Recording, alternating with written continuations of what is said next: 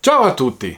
Oggi affrontiamo un argomento che crea un po' di confusione, ma che è fondamentale per le nostre piante. La differenza tra fertilizzante, concime e ammendante. E soprattutto cercheremo di capire quale, o meglio, quali utilizzare e perché. Spesso utilizziamo queste parole un po' a caso, fertilizzante, concime, ammendante, come se fossero la stessa cosa. Beh, in realtà c'è una distinzione ben precisa ed è importante per capire che cosa stiamo dando alle nostre piante e al nostro terreno. Facciamo chiarezza. Fertilizzante è la categoria generica, l'ombrello. Include tutto ciò che migliora la nutrizione delle piante e la fertilità del terreno. Al suo interno troviamo due tipi principali. I concimi, il cui scopo è di fornire nutrienti direttamente alle piante. E gli ammendanti, il cui scopo è di migliorare le proprietà fisiche, chimiche e biologiche del suolo. La cosa importante da capire è che molti prodotti, specialmente i concimi organici, hanno una doppia funzione. Sono concimi perché nutrono la pianta, ma sono anche potentissimi ammendanti perché la sostanza organica migliora il suolo, come per esempio il compost che fa entrambe le cose in modo fantastico. Anche gli ammendanti minerali naturali, come la calce, migliorano il suolo, pur apportando secondariamente nutrienti. La classificazione dipende dalla loro azione prevalente. Dunque, i concimi possono essere organici, derivanti da materia vivente, come il compost, il letame, la borlanda e le farine animali. Sono naturali e agiscono in sintonia col suolo. Molti sono ammessi nell'agricoltura biologica, ma non tutti. Poi ci sono i concimi minerali, che derivano da rocce o processi inorganici. Si dividono in minerali naturali estratti, come per esempio la roccia fosfatica, il salnitro del Cile e così via. Alcuni sono ammessi nel bio, altri no. E poi ci sono i minerali di sintesi prodotti in laboratorio, per esempio l'urea o gli NPK granulari, anche quelli liquidi. E questi non sono ammessi per l'agricoltura biologica. Ma allora mi sorge una domanda. Se un concime minerale di sintesi con NPK elevati lo devo dare raramente, alcuni ogni 2 settimane, altri una volta al mese e altri ancor più raramente. Mentre un concime organico con NPK bassi lo posso dare anche ad ogni innaffiatura. Il quantitativo totale dei nutrienti che alla fine riceve la pianta non è lo stesso? La risposta è no. Il punto non è quanto NPK dai, ma come glielo dai e cosa succede al terreno. Dunque, minerale di sintesi, NPK elevati. I nutrienti sono subito pronti. Come ricevere i nutrienti tramite la flebo? Vanno diretti alla pianta, saltando la vita del suolo. Il rilascio è veloce, con il rischio di perdite, e ciò vuol dire il rischio di inquinare la falda acquifera se coltiviamo nell'orto. E poi c'è il rischio di stress sia per la pianta che per il suolo. Con un concime organico invece a NPK bassi, i nutrienti sono bloccati dalla materia organica e vengono rilasciati adagio dai microrganismi presenti nel suolo. Quindi nutri la vita che sta nel terreno e a sua volta piano piano nutrirà le piante. L'organico, anche se leggero, nutre i microrganismi che sono i chef nel suolo. Dando spesso concime organico, mantieni in vita questa brigata di cucina e dai alla pianta un flusso costante di nutrienti e naturale. Non sono intercambiabili. L'organico costruisce la salute del sistema suolo-pianta a lungo termine. Il minerale invece dà una spinta rapida, ma da solo non migliora il terreno e può causare squilibri. La differenza sta nel processo, sta nel rispetto del sistema naturale. Mi è capitato di sentir definire i concimi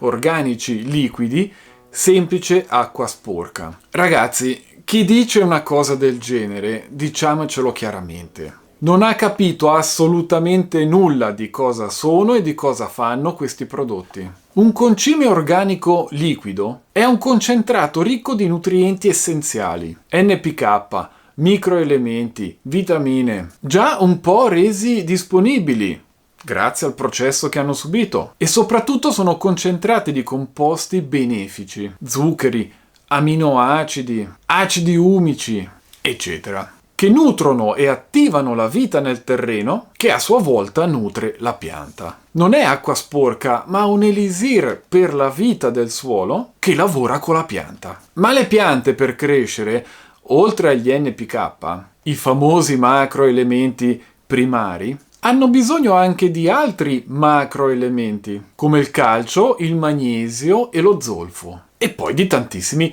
microelementi, come il ferro, lo zinco, il boro, eccetera. In tutto sono 13-14, per qualche pianta particolare 15 anche 16 gli elementi minerali essenziali che le piante prendono dal terreno. Un buon concime completo cerca di fornirli tutti o quasi tutti e nelle giuste proporzioni. Ok, usciamo un attimo da ciò che dice la scienza e andiamo a guardare lo scaffale del negozio. Il mondo del marketing qui dentro gioca un ruolo enorme. Quel flaccone super colorato con una grafica pazzesca o quella busta con quel prezzo elevatissimo fanno parte di una strategia. Confezioni accattivanti e promesse creano un'idea di qualità superiore che giustifica prezzi più alti. Poi c'è l'effetto premium per prodotti specializzati o di alta gamma. E poi c'è questa moda di mettere bio, naturale, ecologico ovunque, anche sui terricci con la fibra di cocco. Ti dicono non c'è la torba, ma c'è la fibra di cocco. E la fibra di cocco non dico che è peggio della torba, ma quasi. Un po' come nelle barrette di cioccolato, nei biscotti dove ti dicono senza olio di palma, poi però c'è il grasso di cocco, che è peggio. Quindi andare sempre a verificare effettivamente che cosa c'è scritto sull'etichetta, quali sono gli ingredienti e capire quale è veramente biologico. Poi c'è la forza del marchio che spinge ad acquistare anche un prodotto uguale a un altro ma più caro. E quelli che ti vendono la soluzione magica? Ho visto dei fertilizzanti con su scritto che aumentano il quantitativo di capsaicina.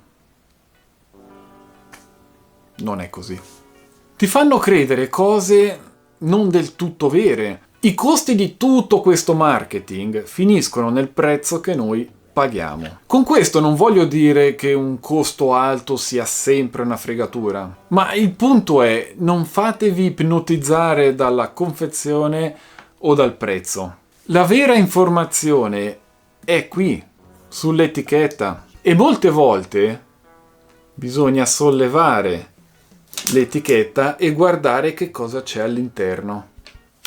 Come vi ho detto in questo video, le cose importanti sono la quantità di macronutrienti, i micronutrienti e l'origine del prodotto. Perché capire che cosa serve realmente alla vostra pianta vi farà scegliere meglio e spesso risparmiare. Ok Joe, ma tu quale concime utilizzi? Per me il pilastro, la base di tutto è il compost, il fondamento di un suolo sano. È il miglior concime organico e ammendante che puoi usare. Una riserva di fertilità a lungo termine. Ma non basta da solo per i picchi di crescita. Quindi uso i concimi organici liquidi, quelli commerciali, formulati per una dieta equilibrata e mirata per le fasi importanti. E poi i macerati fatti in casa, come l'estratto di acquiseto con il suo acido silicico, che rende la pianta più resistente. È un approccio misto, base solida e lenta,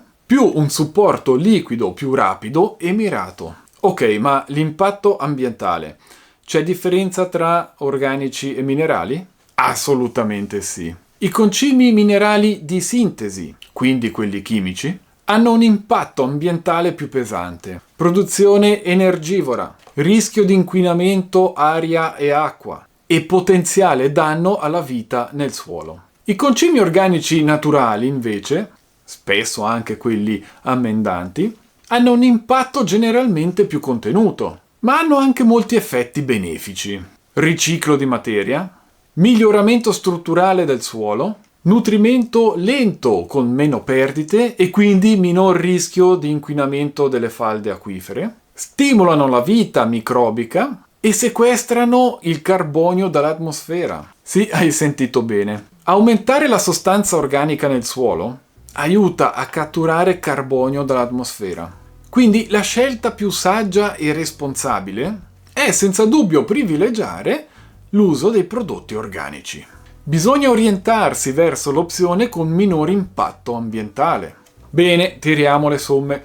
Abbiamo visto che le nostre scelte, sia in giardino che sul balcone, hanno un impatto enorme.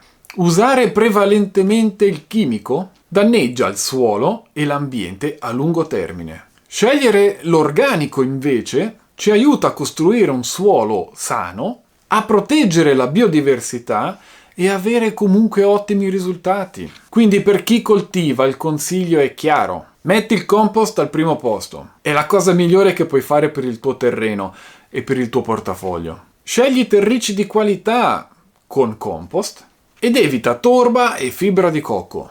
Usa il compost per migliorare il terriccio e rigenera il tuo terriccio all'infinito. Qua ti lascio il video dove ti spiego come fare.